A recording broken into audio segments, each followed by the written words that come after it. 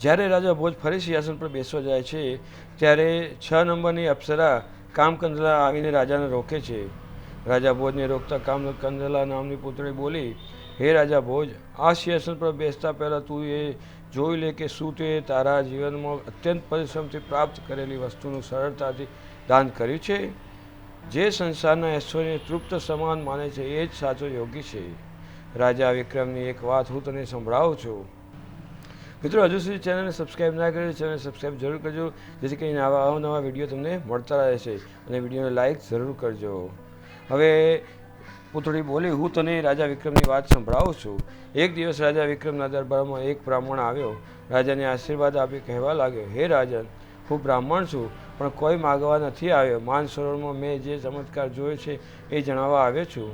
ત્યાં સૂર્યોદયના સમયે એક સ્તંભ નીકળે છે અને સતત વધતો રહે છે, આકાશને સ્પર્શવા લાગે છે. પછી સ્વજ થતાં નાનો થઈ જાય છે અને રાત પડતા માનસરોવરના જન્મ અલોપ થઈ જાય છે. તમે એ ચમત્કાર જુઓ એવી મારી ઈચ્છા છે. હું અવશ્ય જઈશ, વિક્રમ બોલ્યો અને બ્રાહ્મણને ઘણું ધન આપીને વિદાય કર્યો. એ જ રાતે વિક્રમે વેતાળનું સ્મરણ કર્યું. વેતાળ તરત હાજર થયો એટલે વિક્રમે એને આજ્ઞા આપતા કહ્યું, કાલે સવારે મને માનસરોવર પહોંચાડી દેજે. અવશ્ય. સવારે વિક્રમે કારભાર મંત્રીને સોંપી પ્રયાણ કર્યું. વેતાળે પ્રવાહમાં એને માનસરોવર પહોંચાડી દીધો. માનસરોવરનું દ્રશ્ય ઘણું રમણીય હતું. મધ્યમાં એક સ્તંભ દેખાતો હતો. એ સ્તંભ આકાશ તરફ વધતો જતો હતો. રાજા વિક્રમ જોતો રહી ગયો. શ્વાસ થતાં સ્તંભ નાનો થવા લાગ્યો અને રાત પડતા જળમાં અલોપ થયો. વિક્રમને ઘણી નવાઈ લાગી. એકાએક એને વિચાર આવ્યો કે સ્તંભ આકાશમાં ક્યાં સુધી જાય છે, એ જોવા જેવું છે. એણે તરત વેતાળને આજ્ઞા આપી કે બીજી સવારે એને સ્તંભના છેડા પર બેસાડી દે.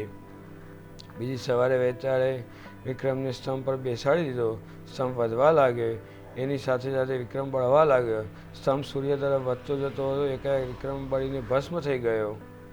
સ્તંભ જ્યારે સૂર્ય પાસે આવ્યો ત્યારે સૂર્ય દેવતા એના પર પડેલી રાગ જોઈ ચોંકી ગયા. અવશ્ય કોઈ જીવ મરી ગયો છે. સૂર્યને ઘણું દુઃખ થયું.